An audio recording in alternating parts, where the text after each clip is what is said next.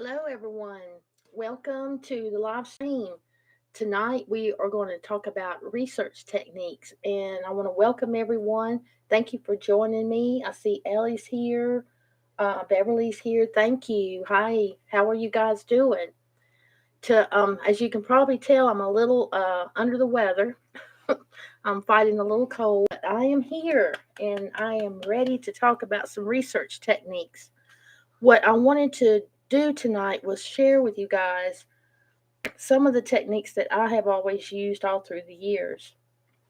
I've had friends of mine to tell me that, Carol, you research very weird. And sometimes I do work from a backwards pace versus the way the standard methods teach us to do that. One good thing about genealogy is you don't have to have a bachelor's degree to do it. You just have to have the willpower and the determination to see it through. And that's amazing. That's really, truly amazing. That means anybody and everybody has the capabilities of finishing and conducting their family tree research and proving it. We all have that capability. Some of us are stressed with time. For one, I'm always stressed for time. I work a regular job, as many of you know.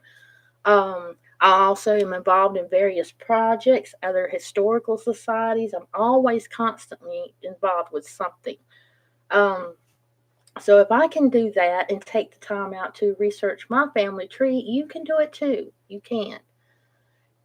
When people ask me what do I think of what genealogy really represents, and I put that in the description tab as we were coming on live. And I think it's taking small, tiny fragments from the past that have survived 100 years, 200 years, 300 years. All these little small pieces of the history have survived. And we are trying to take those small fragments and piece them together with other things that we find to recreate a person's life from the past. And that's essentially what we're doing. So it's not easy. As my grandma used to say, anything that's worthwhile will never come easy to you. And her words were very wise. I've never forgotten that. So anything that's worthwhile, it's going to take work, determination, um, to see it through. And you, above anybody else, has the capability of doing that. You can research your family completely, find out your family's hobbies, your ancestors' hobbies, what they like to do. You can find out what was their favorite song, what did they stand for on a political platform in politics in their area. There's so that it's limitless on what you can find out. And one good thing about genealogy is the search never stops. um, People have asked me, well, Carol, surely you got your family tree completed. No, it's not complete, not by any means. Now, yes, I may have all the names, I may have their birth dates, the death dates, all the standardized techniques down, pretty much, all through the centuries. But there's always something new to learn and find out about your ancestors. The search never ends. So tonight what I wanted to do was to share some pointers with you on how I conduct my research on a specific family. Now granted, I do have many files here in the attic of families all through the years, but I started out brand new too. I was brand new to genealogy. So I've never forgotten those basic tools that have stuck by me all through the years. I still rely on them to this day. um, we're so blessed, all of us are, to have so much of available to us now via the internet. Back when I started, we didn't have that. Now we have an open, unlimited source of material that's available to us. And I published an article on Piedmont Trails demonstrating how you can use some of the research and keywords, um, and put it in certain browsers to get back certain results. Um, and it's fascinating to work with that. And it takes practice over time. But if you go back and read the article at PiedmontTrails.com, I think it was called Researching Techniques Online, then you'll see some of the examples that I give in there. about using Google Chrome and using certain techniques and punching in to research and get genealogy sites back. There's so much material out there. Just punching in a small amount of words on your browsers will not always bring these treasures, is what I like to call them. They will not always surface. So it's something that you'll have to practice with and you'll learn as you go. It's with any learning curve. Another search browser that many people are not aware of is Genealogy and Time. Genealogy and Time. And it's great. All it does is just search genealogy material. That's all it does. You can also research books on it. It's from any area. It doesn't specify. It just only searches genealogy, family history material. The name of it is Genealogy and Time. I still use that. That search engine has been in operation for quite a few many years, but I still rely on that. So, Elaine is here. Hi, Elaine from Alabama. Hi, you guys. Thank you so much for joining me. And I want you to share with me some of your hardships and what you're going through right now with your genealogy research. But I'm going to share with you basically tonight some basic steps on how I initiate a general genealogy search. And, maybe some of these tidbits may help you, maybe they won't. Um, Maybe you're already using them and they haven't helped you at all, and maybe you've never heard of them. So we're all here to help and encourage one another. And that's the other best thing about genealogy and getting genealogists together, because as soon as you enter a genealogy swap at a local swap meet, or you attend a genealogy or historical society meeting or a webinar, you automatically feel the connection between everybody. It's like we are already linked.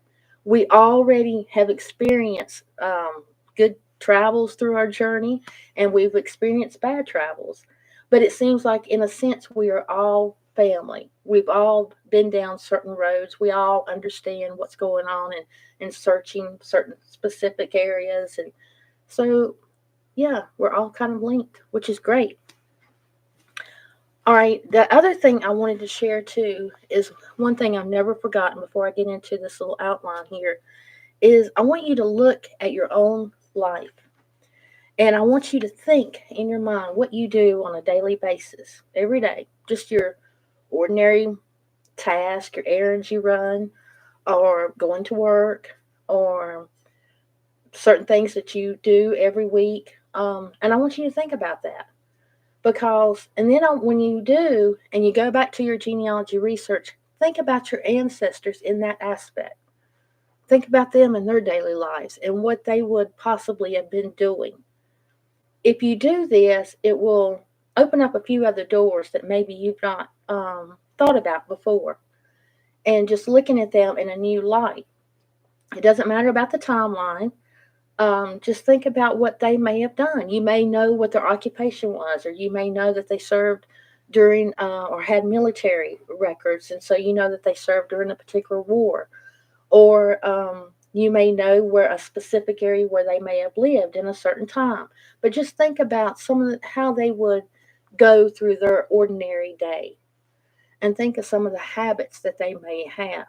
It might help you on researching and finding new fragments or survivors from the past that will help you link everything together. What I usually do um, when I first say that I'm trying to find a specific ancestor of mine, and let's just say, for instance, he's living in the 18th century, okay? I don't really know much about him. Um, we'll just say we don't know if he served in the American Revolutionary War. We don't know his first name. Um, we don't even know which colony he's living in. We just know that it's prior to the American Revolutionary War, and we don't know much information about him. We have his surname, but that's basically about it. So what I would do in this scenario, normally I would research the surname. And I have charts here in the attic that show me how specific surnames migrated during a specific timeline. And these are tools that you can acquire over time as you research. Save all of your notes. But then I would start looking at the surname. I would do this online through other family research material, taxes, poll taxes, things of that nature. Original documents is what I'd go through. Church records, and I would see where these surnames surfaced the most. And then I would just make me a list of the top 10 areas in this time frame. I'd jot them down. Then I would go to those specific areas, and I'd look deeper into those areas and to see if I can find a link between the person I'm looking for and these other families with the same surname. I know it's tedious, but you have to have a starting point. So in this case, you don't have a starting point, so you have to start by the location. Location. Don't concentrate on your ancestor's name. Just concentrate on the surname and the location, and learn as much as you can about the specific areas. Eventually, you're going to find something that's going to link to your family, whether it be religion or another family member that you've positively proven as maybe a first cousin or second cousin or whatever, or something else. You will find something.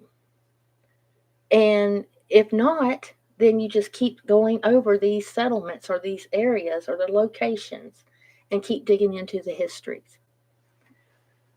From that point, then you can start connecting the dots, and you can use online references. And like I said, it's like an open library out there these days, and I use them. I use online references all the time. I have many, many books here. I have many files that I've collected and corroborated with notes and stuff over the years. Church histories I have a lot of, because a long time ago I realized that church histories hold an invaluable amount of family research and genealogy. And a lot of these are not, let me just say this about church histories. Many are being published. I've noticed a record number of church histories and books and pamphlets being published during this year and last year. But keep in mind, going into the future, I look for these to die out. And I look for a lot of these church history documents to no longer be available. If you're able to pinpoint a particular section of your family to a particular church, contact that church. I've always said it never hurts to contact them and see what records they have available there. Church records, especially during the 18th century, are crucial. Very crucial. So the next thing I would use would be court records. And court records date to the colonial period, and court records date all the way through all of our timelines in which we research. I try to depend only on original documentation. I use the National Archives quite a bit. I'm a member of History Hub, have been for years. If you're not aware of that, I encourage you to visit historyhub.org, I think it is, and you can become a member. It's free to sign up. It's a division of the National Archives here in the United States, and they're a very valuable resource in pinpointing down and showing you where the original documents will be and how to guide you and what's available. I am affiliated with the National Genealogical Society. If you guys are not familiar with them, I work with them quite a bit. I'm a member of Genealogy Wise. If you've not worked with them, I encourage you to do that. I'm a member of archive.org. I use them all the time for references of books. I'm also a member of Research Muse. That's Research MUSE. They also have a lot of digitized records that are available online. Also, the Digital Library of America is a great resource to use online. All of these are free. All of these resources are free. I use Half the Trust.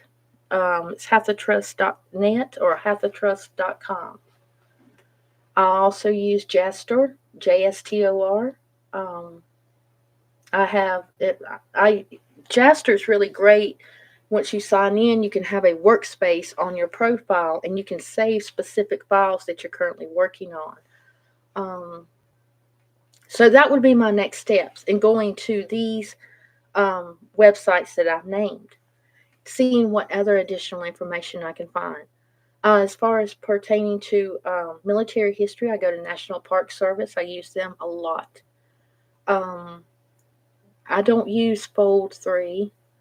I do not use, I've never used big corporation genealogy corporations. I've not ever done that. I've always stuck to the original documents. So that's what I would do. Um, genealogyintime.com search engine. I would research National Genealogical Society to pinpoint certain specific areas. I also use researchguides.net. This is a great resource that has been around for 98 or 99 that really goes into detail about passenger ships and where to find their documentation. Say that you're trying to find out if your ancestor, if this particular ancestor you're researching was the one who immigrated to the colonies or immigrated to the United States. And that's a great resource to pinpoint and figure out using that researchguides.net. They also have other research guides on there, but they're very, very good with immigration. Um, I also use US Gene Web Project. That's US Gene Web Project. I use them a lot. I'm pretty close with some of the county coordinators, especially in North Carolina. I've known some of them for many, many years. And finding a local historian in a specific area is a great advantage whenever you're researching, say, in a cold spot area where you have no other hints or clues. Um, find the local historian who lives in that area. The small town or whatever or county may not have an organization pertaining to genealogy or even history. But I promise you, there is a historian living in every single small town in the United States. Every single one. A lot of times, if you contact the major newspaper in that area, those reporters can guide you. They know a lot about the immediate area, and they can guide you to who is the most best possible candidate for an historian, that would pertain to your research. Yeah. So that goes with your ground research. I use tons of libraries. I use university libraries all the time. All the time. Um, having an updated library card where you live is vital. You got to. If you're not visiting your library, then you're missing out on a lot of books that can be sent to your library that you can use. I use Family Search on the web. I've used them for many, many years. I correspond with many of them um, with several different projects and several genealogy family researches. Let's see. I'm not become an active member with genealogy societies. Um, I've gotten a lot out of that a lot. But in my early days, when I researched, I was a very active member. Um, attended meetings, conducted swap meets. Got really puts you out there with your research, and it introduces you to a lot of different people in that specific area. A lot of genealogy societies are dying out. It's sad to say, but I've seen that, especially since COVID. And the state archives are great. Of course, it just depends on which state that you're looking in. They're all different, just like all the states are different in the United States. North Carolina their state archives has cut down on their staff tremendously. They want you to, if you happen to visit there, they want you to know ahead of time of what items of files that you are looking for. Excuse me. So you have to have kind of like a little list with you. They do have people there to assist you, but their staff they have downgraded their staff. there. Now, that's what I know about State Archives for North Carolina. Let's see. I mentioned all these other sites that I use. I'm also a member of North Carolina State Archives Transcribers. If you've not heard of them, they're asking for volunteers to help transcribe records in North Carolina. I've been a member there for, I think it's been close to a year now. And you never know what items you might be asked to transcribe. And also you gain an insight, you gain even more friends on the inside of that for the North Carolina State Archives. I'm sure if you look at other states and what you're researching, you may find the same type of program going on, because the thing is of what's going on now is for all of these records to be digitized, transform them from microfilm and get them digitized.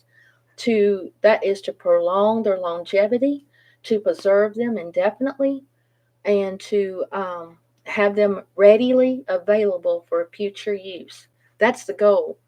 And so you see all of these state archives are doing that. County court records are doing that. Yeah. So, okay, let me see if I'm messed up or missed anything. Heritage books. Somebody asked me, you we noticed that you're adding books to your library. I have my library online so that everybody can view. I can do book lookups for people. They've asked me, well, we see you constantly adding new books. So where do you get your books? A lot of my books come from Heritage Books. You can find that online. The Heritage Books they republish a lot of the old books that were available during my time when I first got started in genealogy. I always wanted many of those, and I was unable to purchase them at the time. They're pretty reasonably priced, but I do use Heritage Books. I do purchase from them a lot. I do also purchase books from others locally around me, or I go to library book sales often, um, and I also buy books online through various other sites. You can never have enough books because the books give you other additional resources to use. I don't like a book that doesn't have an index, or doesn't share the sources that they used, or doesn't have notes.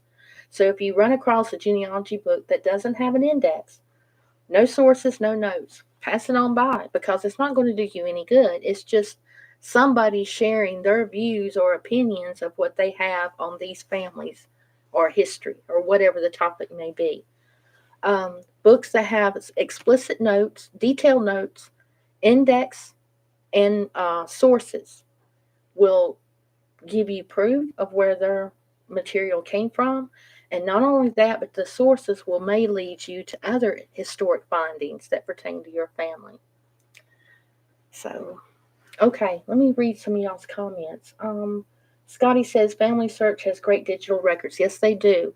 And I'm very proud of Family Search. I can remember when they first started. And during that time, it was RootsWeb. Everybody was on RootsWeb when Family Search came on the scene. But they really gained my respect because they stayed true to their ethics and what they represented. They wanted to be free because genealogy records, public records, tax records, census records, military records, wills and estates, probates, court records, all of these are free records. These are records that we have paid for all through our ancestors have paid for all through the years with their taxes. I'll stop right there. But Family Search kept their motto, and they have grown tremendously. Not only have they digitized the census records, but they have went as far as to categorizing wills and probates, military records, Revolutionary War vouchers. The list goes on and on. It's amazing that what they have been able to accomplish since they came onto the scene of the internet. Digitized books are available. They also preserved family booklets. Now, family booklets from published by family members back in the day, the 60s, 70s. I have a book here I was looking through earlier about the Vance family of North Carolina. And this lady, she was an elderly lady when, at the time of publication, which I think was in 1963 or 64. And she said that she was able to trace the Vance family all the way to their Scottish origins. Now, a lot of the things in this book, and it's a 380 some page book, took a lot of time and effort for her to go through this. And she used, this is, I need to stress that too, that lady who wrote that book used the tools that were available to her at that time. She wasn't blessed with all the tools that we have available to us today. And a lot of the things that were in the book were incorrect. And the book seems to catch a lot of riffraff about, oh, well, she didn't do this, or she didn't say that, or she didn't include this, or she really messed up this whole lineage here. But the point is, she tried and she used the tools that she had. And it's amazing the job that she was able to accomplish during that time period. Now, in the 80s and 90s, with the internet, genealogy exploded. And, you can see that with all these corporations coming in and buying each other out, buying all these websites and trying to obtain and secure all the material that they possibly can that was originally donated by volunteers to begin with. They're trying to confiscate that and hold it on ransom and then say, look, we have all this. So if you want to see it, then you got to sign in and do this. But this lady who wrote the Vance book, she offered it generously, published it and offered it generously. So, yeah. But even that book is on Family Search, completely digitized, the whole 300. And I have the book here, but I was surprised to find that the whole entire book had been digitized on Family Search. So, yes, Scotty, you're right. Family Search has great digital records. They really do. Let's see. And Scotty says, North Carolina Digital Archives gave me a great find. Yes.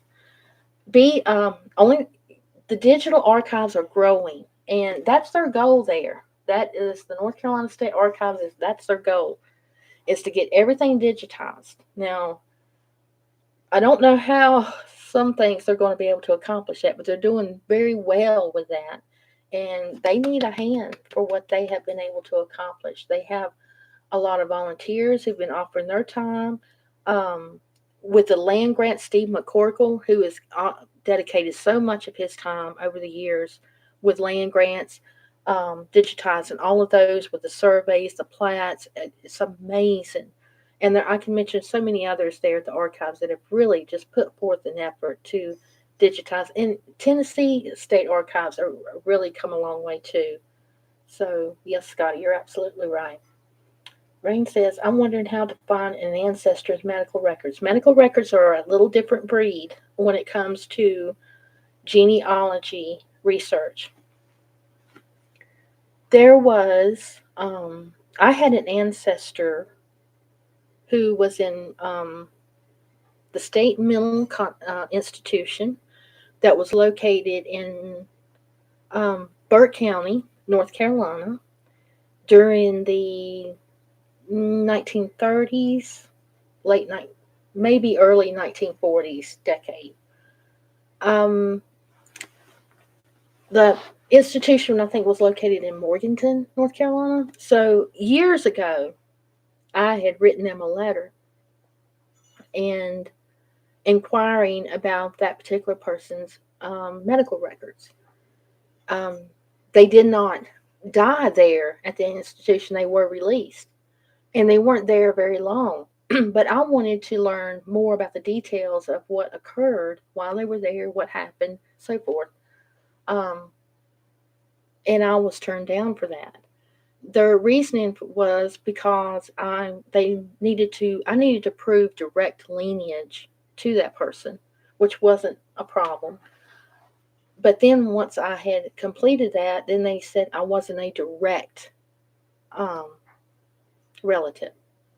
So medical records can be a little fuzzy. I know that reclaimtherecords.org or reclaim.org is really working hard right now on obtaining certain specific medical records that are from this era or this time period dating back to the late 19th century, because these people are now who were being treated at that time. They have passed on, they are no longer living. And on a genealogy aspect, it's very important to get all the details as much as we can on what happened to these people. So, Rain, I don't know the specifics of what type of medical records that you're trying to find. But now, if it pertains to war duty or military records, you can easily get those through National Archives. That would not be a problem if it was during wartime. But if it's during peacetime and it's just a specific family member, you would have to prove direct lineage. And when I say direct lineage, it would have to be a very close relative of yours, a mother, a father, a brother, a sister, grandmother, grandfather. I don't think it goes much further than it can't be like a great grandmother or so forth. So it'd have to be direct lineage. Beverly says, I just discovered the exact location of my fifth great grandfather, Elmore Walker. Well, congratulations on that, Beverly. 1787 land grant on a Fred Hughes historical map in Rockingham County. I know the map that you're talking about from Fred Hughes. Yes. He was a very nice historian who lived in Rockingham County. He also published numerous,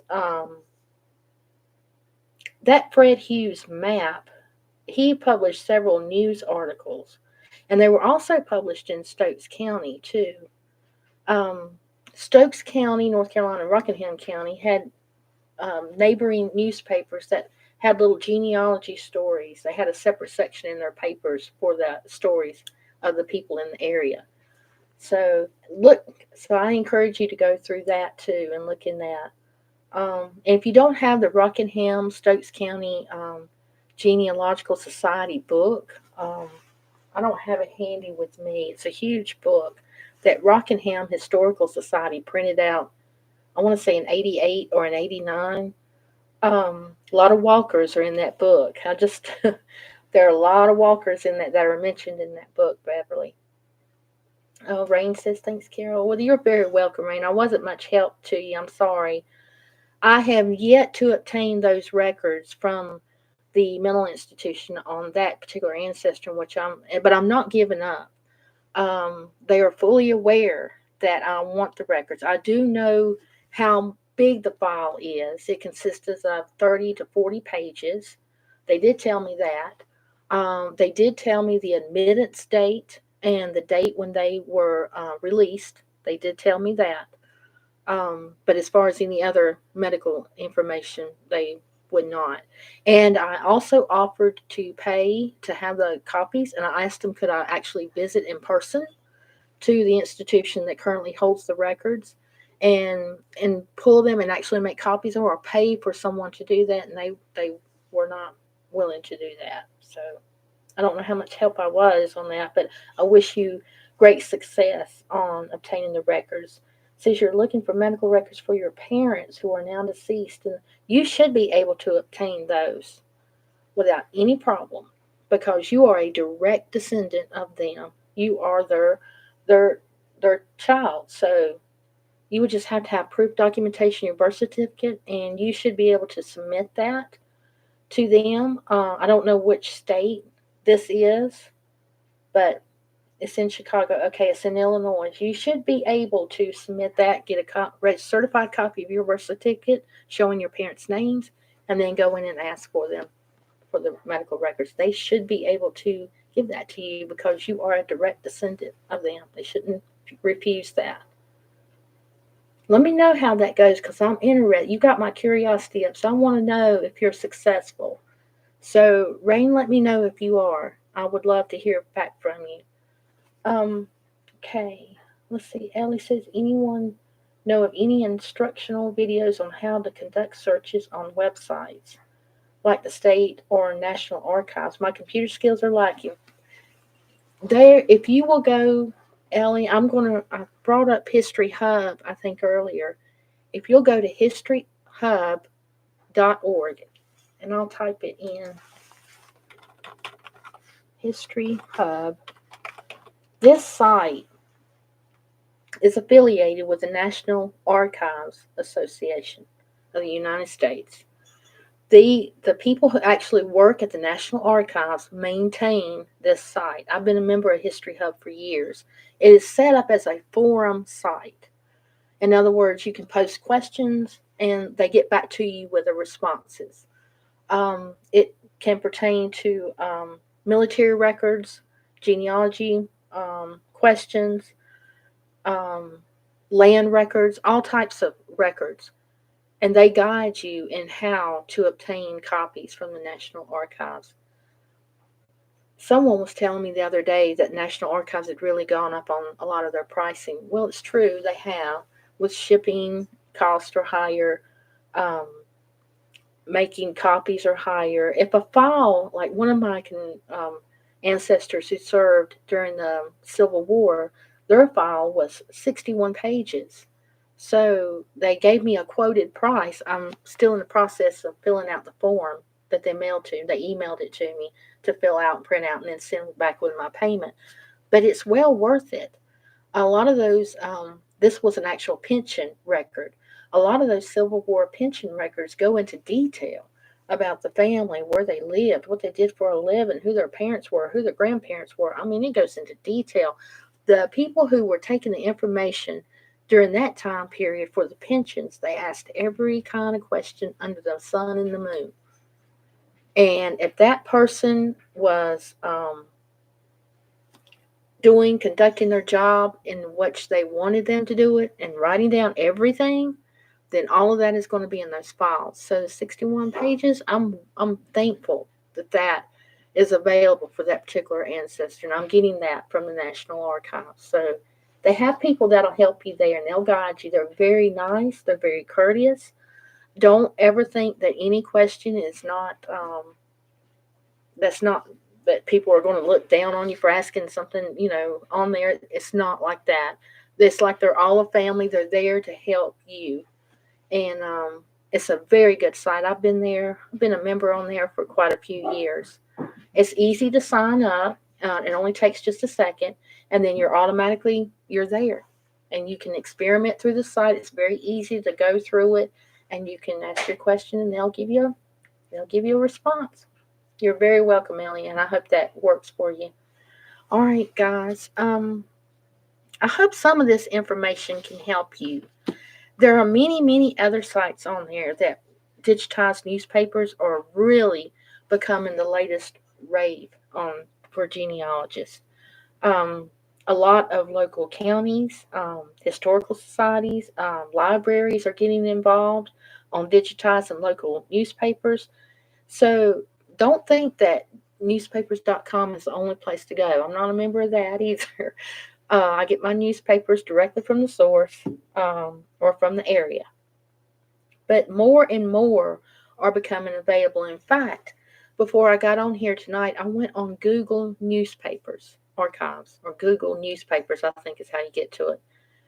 And I just randomly went through South Carolina and just looking at all the digitized newspapers that were available for South Carolina, and I was shocked. I hadn't been on there in quite a while. So hats off to them for getting all those digitized and put on there. It's all free. Pull them up. You can conduct a search through them, go through specific dates. That's that's just amazing. So newspapers have been around since the colonies existed, since the charters for the colonies existed. They had newspapers. So that's another excellent source. Chronicling America on the Library of Congress has millions of digitized newspapers on there. You can search through a specific year, put in a certain keyword, and just search those newspapers. It's fun just to see. I think I did when we first started the Great Wagon Road Project. I went to Chronicling America on Library of Congress, and I just punched in Great Wagon Road. I just wanted to see what would come up. And I punched in random years because I think it started at 1787 and then ran through 1793. And I had all kinds of ads that came up of properties for sale located along the Great Wagon Road. And I was like, wow, this is amazing. So you just never know what you'll find in newspapers. In one particular newspaper, a local one, I found where one of my ancestors had gotten into a fight at a local gathering or family reunion and did not survive. He was actually killed at that family reunion. Had no idea that this had happened within my family. And that newspaper article went into detail of exactly what happened, what time of day it was, and then the events that followed from the other newspaper articles in the days ahead. You just never know what you might find. Newspapers the were in constant competition with one another. So if they had a flash news story in their area, they wanted to be the first one to tell everybody. That way, everybody would get a hold of the newspaper and buy it, and that's how they would find out. Newspapers were in constant competition. A while back, when I was doing research on Billy the Kid out in New Mexico, I saw that firsthand on how newspapers, even from Arizona all the way in through Texas, were in constant competition of reporting news about Billy the Kid and what was going on. So, yeah, you just never know what you'll find. And digitized newspapers are becoming in abundance. So look for more of them to be digitized, especially through libraries. Libraries are really taking a stronghold on this, and I see that growing.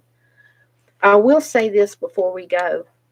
There are certain other, um, and this is, I've just recently seen a few of these, like museums and some other historical organizations that are kind of pulling back from some of their digitized records. And they're not kind of moving forward. I see funds for a lot of these nonprofits not being widely available to them as they were in the past.